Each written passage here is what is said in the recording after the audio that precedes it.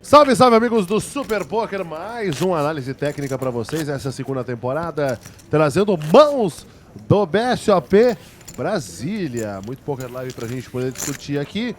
E quem tá comigo é ele, Vini Marques. Salve, salve. Salve, salve, Vitão. Vamos que vamos para mais uma análise técnica aqui do BSOP de Brasília. Vamos ver essa ação importante, hein? Vamos lá, uma mão do blind 12 mil, 24 mil já. No fim desse nível, praticamente, a gente tem o Firas Massu aí, de camisa xadrez. Ao lado dele o Caiafa, 51 mil. Da Argentina. É, o grande huracão de Parque Patrícios. Exatamente. Ganhou aí de um time pequeno. Aí, Leandro na ação. A mãe tá bem, né? É a mesma, né? Vamos lá. A ação chegou no Leandro Rui. O Firas deu raise, Vini Marques. Firas Massu, grande jogador aí de Brasília há muitos anos aí com resultados consistentes. Fold do Afif Domingos Prado, fold do Nakamura e agora Thiago Nishijima com a ação.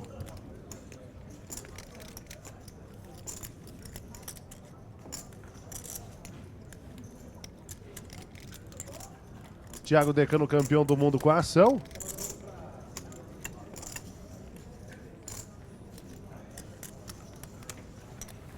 Call. Opta pelo call aí. O Firas faz um comentário jocoso ali, Vini Marques. Vale tudo aí nessa hora, você dá um raise, vai ter o Decano jogando, mesmo sem posição.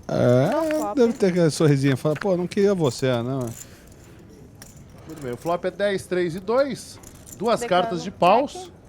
E Firas na ação. a gente vê o Firas continuando apostando, apesar de ser um board razoavelmente bom aí pra quem defendeu o Big Blind. É um board que não acerta muitas mãos que dão raise, mas em contrapartida também não é um board muito carregado. A gente tem, por exemplo, se ele é um board 10, 6 e 7 é diferente, porque tem mais turns que mudam a textura do board do que nesse 10, 3 e 2. Então acho que o 10, 3 e 2 é ok para o agressor. Ele vem pro C-Bet, o Decano dá call. 54 mil. Eu acho que esse bet é bem balanceado, ele vem com valor, ele vem com blefe. Esse 8 não muda nada. Não muda absolutamente nada. Firas na ação. O Decano dá novo check, vamos ver como procede agora Firas Massu. Ele que é de Brasília, estava jogando em casa.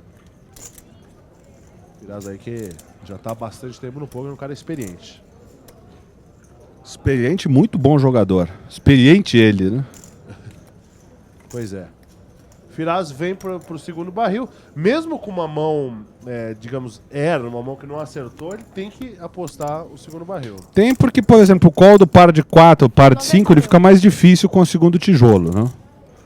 Caso ele esteja por exemplo, caso ele tenha um as e dama da vida. Ele barrela a segunda, pelo fato de aí você ganha fold equity de algumas mãos, como 4, 4, 5, 5, que não obrigatoriamente vão foldar, mas aí tem chance de foldar porque ele está representando. O hand dele reage de uma maneira diferente com o second barrel. Ele toma call. E ele também não fica previsível a partir dessa linha para um jogador como o Decano.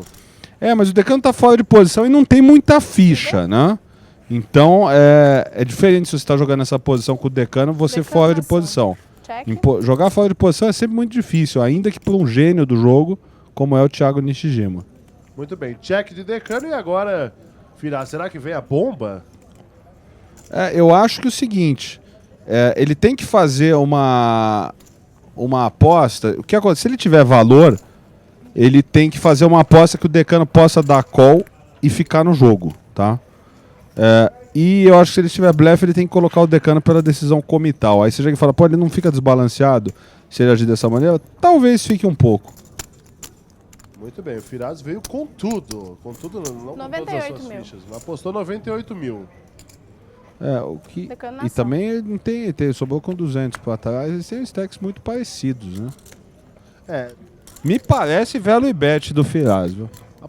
Vamos recapitular. Deu raise pré-flop, apostou turn e apostou river. Geralmente é difícil de estar blefando 3 barris aí, essa parada, né?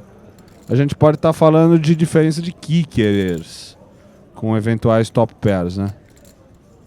Muito bem. Ou o Firas com overpair e o Decano talvez com 10. Acho que o segundo call do Decano é 10. Muito bem. O Decano volta a consultar as suas cartas. Realmente, depois de... Ainda que possa ser um 8 também. É. Mas Call. Call. não tem 8 que dá call Não dá. flop.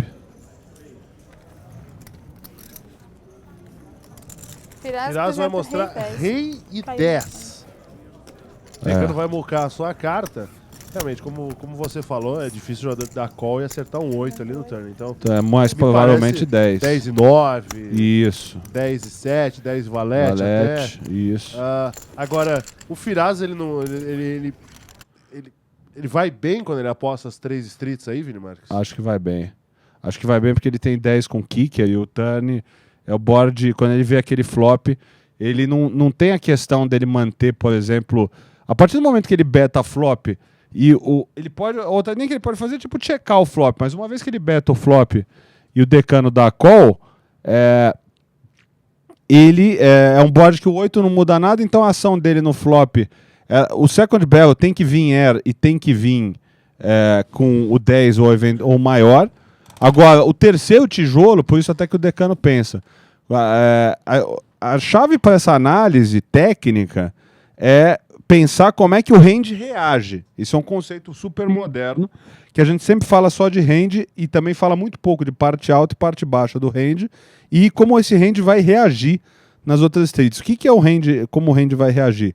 O range é a gama de mãos que a gente está analisando e a partir de alguma ação, por exemplo, o mesmo range que dá raise pré-flop não é o mesmo range que dá raise pré-flop beta flop.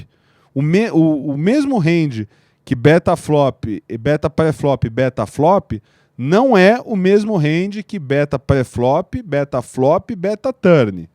E o mesmo range que dá raise pré-flop, beta flop, beta turn não é o mesmo range de quem dá raise pré-flop, beta flop, turn e river.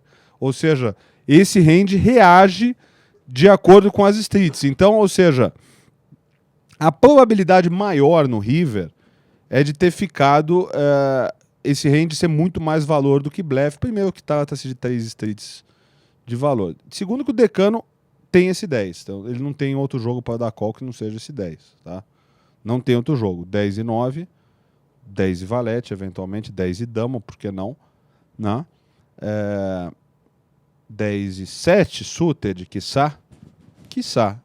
Então, se eu tivesse que apostar numa mão do Decano, seria um 10 e 9. 10 e 9, 10, ele fica, na minha opinião, entre 10 e dama, 10 valete, 10 e 9, 10 e 7 suited.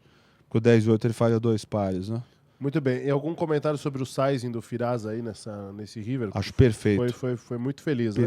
Perfeito, porque é o seguinte, ele dá a oportunidade pro Decano dar um call e seguir vivo no jogo, ainda que bem curto.